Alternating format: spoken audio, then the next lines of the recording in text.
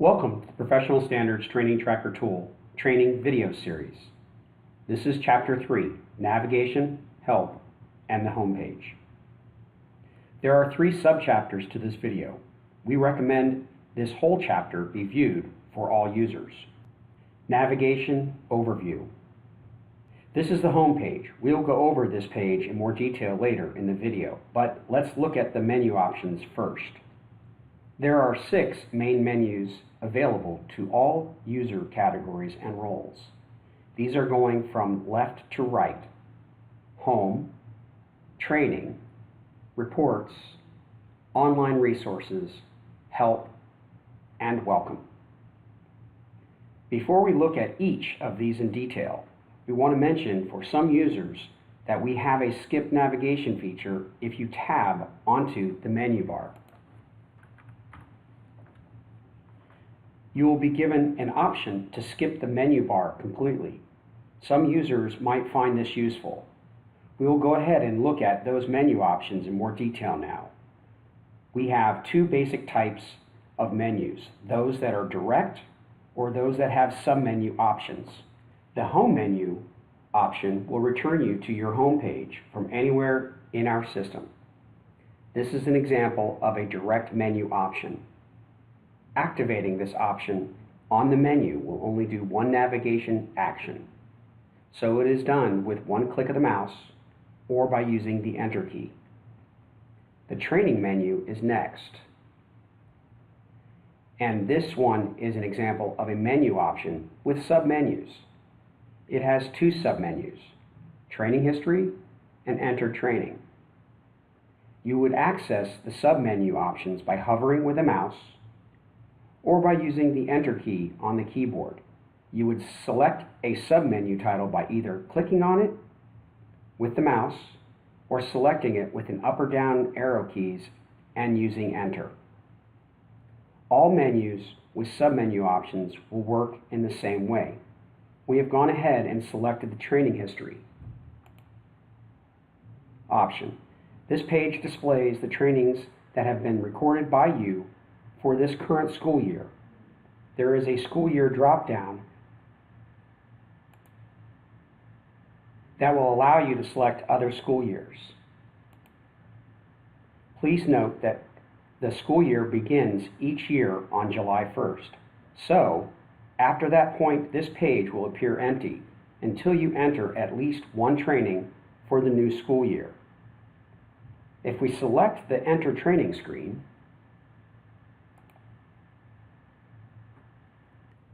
we will be shown a form that would allow you to log a training. This page is part of the core of our site, so we would invite you to see the video titled Training Records for a more detailed look. At a high level, this page accesses a database of training titles that have been provided by multiple sources.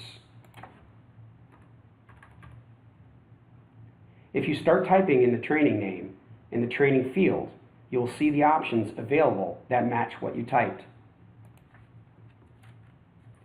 Enter Training does have some dynamic page elements that only appear once you have selected a training title that is intended to help you log the training more efficiently. There are a number of required fields that need to be filled in for each training. For example, each user must select at least one name from the employee table, even if that is the only name being shown. Managers would see more names here and would be able to select multiple employees at once. When you enter a training on this screen, you would be returned to your training history page, where you would see the training added to your page under the correct school year. Going back up to our menu bar, we will click on the Reports option. This is a direct menu link that opens the Reports page. There are multiple report types that can be selected. These are Detailed Report, Summary Report, and the 4 specific summary reports by Key Area, Training Topic, Learning Objectives, and Training Title. The default is the Detailed Report, which provides a single line for each training logged for the people you select to include in the report. The various summary reports will usually provide one line for each person for each school year. At the top of the page area, there's a short summary for each report that will tell you what to expect and what the required fields are for that report. Here is the summary report. When all required fields for a report are selected, you can use the View Report button to open the report results in the same browser tab. Reports can be exported and saved as a PDF or printed using controls at the top left of the page. When you are done, you will want to click the Close button at the bottom of the report to return to the report screen in the Professional Standards Training Tracker tool. Back on the menu bar, our next menu option is Online Resources. Clicking on this option directly opens the Online Resources page. The Online Resources page displays links to pages outside of the Training Tracker tool that provide more information on professional standards and other tools provided by the Food and Nutrition Service Office. The next menu option is Help. This menu has its own section in this video. Briefly, this menu has three sub-menu options: User Guide, Training Video, and Contact Us. Please see the other section of this video for more details. The last menu option is the Welcome menu. The full name of this includes the logged in user or your name. As you can see, our menu is Welcome Richard Test Record. This menu has two sub-options, Profile and Log Out. When you click on Profile, you will see the user profile page that summarizes your information. As you can see, we are using Richard Test Record as our account for this video. This screen also shows your date of hire, email, and manager information. Since this sample employee is for a school employee, this page displays their assigned school. For state or FNS users, this would show your state. This screen is read-only and for reference. However, down at the bottom, there is an Edit button. A user who has changed their school or from part-time to full-time might use this to update their profile. Only certain fields can be edited while you are logged into the system. These are the fields that are not grayed out. Many of the fields may be edited if you send in a request via either the Contact Us page or the Help email. Your first name, last name, and business email are tied to your e-authentication account and therefore cannot be changed on the Professional Standards Training Tracker tool. Changes submitted on this edit page will take effect immediately and will affect who can see you and your training records. Once we click the Update button at the bottom of the screen, the system will make the updates. This pop-up screen is letting you know that the changes were successful and that we are being taken back to the home page. The last menu option available is the ability to log out of the system. We're going to skip clicking on that at this time. If we had clicked on that link, the USDA servers are set to try to automatically close your browser. If you're using Microsoft Internet Explorer as your browser, the window will close. Users of other browsers will see a message, but it will not close your window. Either way, your account will be logged out. That wraps up our review of the 6 standard menu options. There are a few menus only available to certain roles or user categories that were not covered in this video. These will be covered in other videos in greater detail for those roles. As a reminder, please use the help email at cnpntab@ www.fns.usda.gov for any questions or challenges you might have while creating your own profile. Help menu. In this section, we will be going over the Help menu option. This menu has 3 submenu options: User Guides, Training Videos, and Contact Us. The User Guide is an online user manual which is available for reading or downloading as a PDF. You can print out certain pages, chapters, or the whole manual if desired. The information in the User Guide links to the role setting in your user profile. We have logged in as a sample school employee, so the User Guide available is the Standard Employee User Guide. This guide is applicable for any employee or staff user. There is a separate Manager User Guide for managers and directors that would be automatically available under their profile. The next Help submenu is Training Videos. This page allows the user to review all of the available training videos. There are multiple videos which cover broad topics from our system. All published videos appear on this page. The first 2 videos are also available via links on our system's About page. Each video will play on this page. It might be helpful to resize the video to fill your screen using the available full screen option at the far bottom right. There are additional video controls at the bottom of the video, such as the play and pause button, the volume control, the video time display,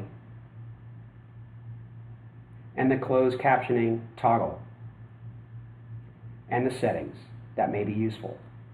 Your computer's video player software will also affect viewing videos. If there are any problems that are not fixed with the displayed controls, please request your computer's technical support team to help you. Many of the videos are segmented by subchapters. You will see these links under the main chapter heading. Clicking on one of these will allow you to jump to that section and skip over the other sections in the same topic. Returning to the Help menu, we have one more submenu to go: Contact Us. The Contact Us page allows you to send a message into the system administrators so that they can provide customized help or future changes for either new functions or bug fixes. This page is customized to your account by default. The fields on this page are title, name, email address, phone number, message, and accessibility or 508 related inquiry. The title here is going to become the subject line of the email that is sent to the system administrators. It should be a very short summary of the problem. The name and email address fields contain your information by default. The message field will be the body of the email. Please use this field to give us as much information as possible. At the bottom, there's a checkbox to use if this problem or help request is related to Section 508. Please check this box if the message is to report or help request of one or more of our site elements not being easily accessible. Since this is a relatively simple form, we want to use this page to show the general idea of our field validation messages. Most fields on this page are required, and their field title ends with an asterisk character. In the page header area, we can find the message that lets us know that this means that the field is required. If we try to use the send message without making any changes to the page, we will see 2 validation messages appear. The first one is on the title field. The message appears in red text under or after the field which is linked. This one states the title asterisk field is required. that field title name includes the asterisk so you can find the exact field which has the problem. Until all screen messages are resolved, you will not be able to save, or in this case, transmit the information in the fields. This wraps up our review of the Help menu. As a reminder, please use the Help email at cnpntab@fns.usda.gov for any questions or challenges you might have while creating your own profile. Homepage. The Professional Standards Training Tracker Tool homepage is your personal training dashboard and is displayed when you log into the Training Tracker tool and also when you click on the Home menu link. The top of the page gives a very brief summary of what the site does. In the center of the screen is a line showing you the current date, how many days are left in the school year, and how many training hours you must take to meet your annual requirement. This area has a date countdown from July 1st of the year to the following June 30th. It tracks both the yearly required amount of training and the amount of training you have logged into the system to give you a remaining amount of hours needed for the current school year. With this profile, we have a single training record completed for the 2018-2019 school year on August 7th, 2018. That was 15 minutes or 0.25 hours in length. His screen shows that he needs 9.75 hours more because it is subtracting that 0.025 hours from his 10-hour full-time employee goal. The goal amount is linked directly to the job title in your profile. At the bottom of the homepage, there's an area that will display the most recent 5 training titles that were logged in. As training records are added, this table will change based upon the training titles logged. The most recent completed date is displayed at the top. Currently, this is showing training records completed on June 19th and August 7th, one in the previous and one in the current school year, while the middle of the screen is linked directly to the school year. This recent training area is driven by only calendar dates. This concludes our review of the homepage. As a reminder, please use the help email at cnpntab@fns.usda.gov for any questions or challenges you have while creating your own profile. Thank you for viewing.